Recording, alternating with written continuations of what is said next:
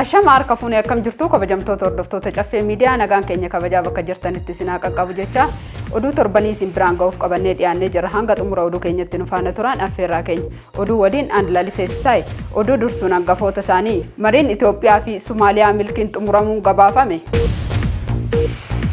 Filatamaan pirezidaantummaa Doonaald Tiraamp Keerii Leek akka sagalee Ameerikaa hooggantuuf filatan.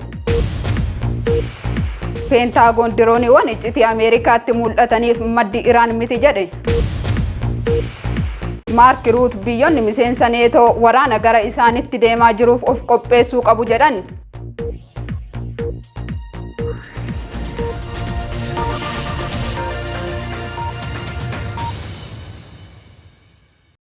Amma oduu bal'inaan mariin Itoophiyaa fi Somaaliyaa milkiin xumuramuun gabaafame abdii sabaan akka ta'anutti dhiyeessa.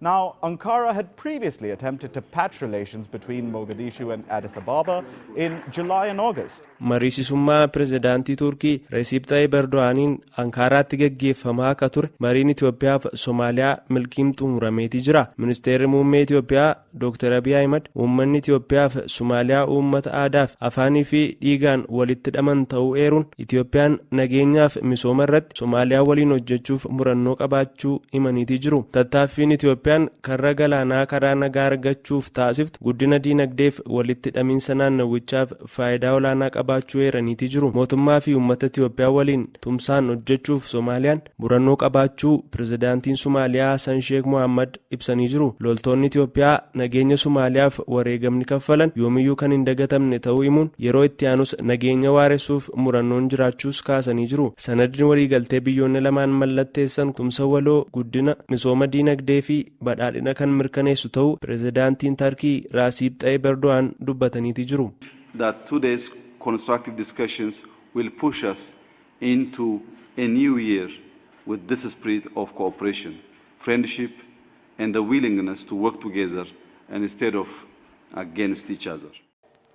Filatamaan pirezidaantummaa Doonaald Tiraamp Keerii Leek akka sagalee Ameerikaa hooggantuuf filatan gabaasni dabalataa akka ta'anutti dhiyaata. Pirezidaantiin Yuunaayitid Isteetsi filataman Doonaald Tiraamp nama siyaasaa fi gaazexeessituu Arizoonaa duraanii Keerii Leek hooggantuu sagalee Ameerikaaf akka kaadhiman ibsaniiru. Tiraamp fuula miidiyaa hawaasaa isaanii Tirus jedhamu irratti akka maxxansanitti Keerii Leek daariktera sagalee Ameerikaa ta'uun akka tajaajiltuuf kaadhimuu koo gammachuun ibsa jedhanii kana dura oduu dhiyeessituu Fox News kan dhaabbata Phoenix Network Arizoonatti argamu kan turte yeroo dhiyootti nama hooggansa dhaabbata miidiyaa idil addunyaa Yuunaayitid Isteetsiif kaadhimamu waliin duudhaa Ameerikaa walabummaa dabalatee addunyaatti tamsa'u haqaa fi sirrii mirkaneessuuf hojjettis jedhaniiru. Hanga bara 2021tti hojii gaazexeessummaa hojjechaa kan turte Leek ogummaa waggaa 27 hojjechaa turte keessaa ba'uun bulchituu Arizoonaa ta'uuf dorgomteetti. Filannoo bara 2024 irratti seeneetiif dorgomte garuu osoo hin injifatin hafte. Hoogganaan sagalee Ameerikaa amma aangorra jiran Maayik Abraamoowiz ergaa imeeliin hojjettootaaf erganiin Leek hooggantuu sagalee Ameerikaa ta'uun kaadhimamuu argeera jechuun garuu kan miidiyaa hawaasaa irratti maxxanfameen alatti odeeffannoo dabalataa akka hin qabne himan. Walharkaa fuudhiinsa aangoo kan sagalee Ameerikaas ta'ee kan dhaabbata miidiyaa Yuunaayitid Isteetsi karaa gaariin akka ta'u nan simadha adeemsa isaa hordofuun daariktera sagalee Ameerikaa haaraa muudamanis nan tumsa jedhaniiru. Hoogganaan dhaabbata miidiyaa idil addunyaa Yuunaayitid Isteetsi aangoo hoogganaa neetworkii qacaruu yookaan ari'uu qaba ture garuu seera isaa paartii lamaanii kan ji'a muddee bara 2024 darbe hooggantoonni neetworkii filannoo harka caalaa gorsitoota boordiidhaanidha. Boordiin kunis barri tajaajila isaanii waggaan kan daanga'u miseensota 6 kan qabu kan pirezidaantiin ministeera haja alaa dabalachuun muudani. Ga'een boordichaas hoogganaa olaanaa gorsuu walabummaa gulaalli fi dhaabbilee jalatti argaman walabummaa dhaabbilee fi kanneen deeggarsa kennan hojii sadarkaa gaazexeessummaa guddisan hojjetamaa jiraachuu hordofuudha. Keerii Leekis sagaleen Ameerikaa miidiyaa idil addunyaa murteessaa ta'ee fi fedhii Ameerikaa dursuun kan uummata addunyaa guutuu waliin kallattiin wal qunnamsiisuu dimokiraasii akkasumas dhugaa babal'isuun of kenneedha jetteetti. Mark Rutte biyyoonni miseensa neetoo waraana gara isaanitti deemaa jiruuf of qopheessuu qabu jedhan gabaasni dabalataa akka ta'anutti dhiyaata.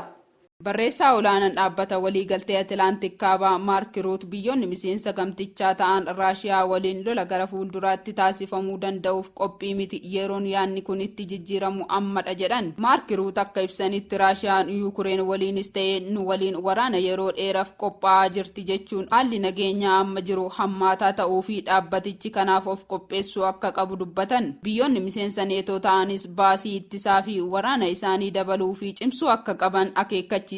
Barreessaan olaanaa kun kan kana dubbatan Doonaald Tiraamp Waayit Haawus seenuun dura miseensota neetoo ittisa irratti baasii gaarramanneef Ameerikaan eegumsa hin kennitu jechuu hordofeeti. Biyyoonni miseensota neetoo ta'an bara 2024tti waggaatti galii waliigalaa biyyaalessaa isaanii keessaa yoo xiqqaate 200 deeggarsa waraana ittisaaf akka baasan waadaa galaniiru. Balaa guddaa Raashiyaa irraa gara isaanitti deemuuf baasiin kun gahaa akka hin taanee fi kana caalaa barbaachisaa ta'uu dabaluun himaniiru.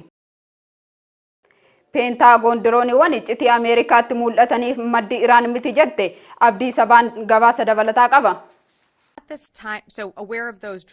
Peentaagan tuutni dirooniiwwan iccitii Ameerikaa naannoo qarqara galaana bahaa irratti socho'aa turan maddi isaanii Iraan miti jedhe. Torbanoota dhiyoon as dirooniiwwan baay'een buufata waraanaa dabalate naannoo Niw Jersii lafa pirezidaantiin filatamaa Tiraamp goolfii taphatan faatti mul'ataniiti jiru. Namni koongireesii US Jeef Vaandiru dirooniiwwan kunneen Iraan wajjin hidhata qabaachuu maddeen olaanoo irraa dhaga'eeraa jedhanii turan. Jeef Fox Newsitti yeroo haasaan dirooniiwwan kunneen doonii guddaa garbaa Atlaantik irraa dhufuu jedhe. Vaandiruun waan arginuu fi dhageenyu hundatti diroonii ergaa jiru jedhan. Odeeffannoon kun madda olaanaa irratti waan salphise haasa'u miti. Dirooniiwwan kunneen itti dhukaafame kuffifamuu qabu jechuunis ibsan. Ibsi Peentaagoon kun weerara diroonii buufata humna qilleensa Ameerikaa UK keessa jiruun booda dhaga'ame. Sadaasa 18 irraa jalqabe dirooniiwwan baay'een Niw Jersii keessatti mul'achaa turan. Dirooniiwwan 49 mul'achuu bulchaan naannichaa Fiil Maarfii dubbataniiti jiru. Maarfiin dirooniiwwan kunneen yaaddoo uummataa waan ta'an miti jedhan. Biiroon tika federaalaa waa'ee dirooniiwwan kanaa gama isaatiin waan jedhen qabu.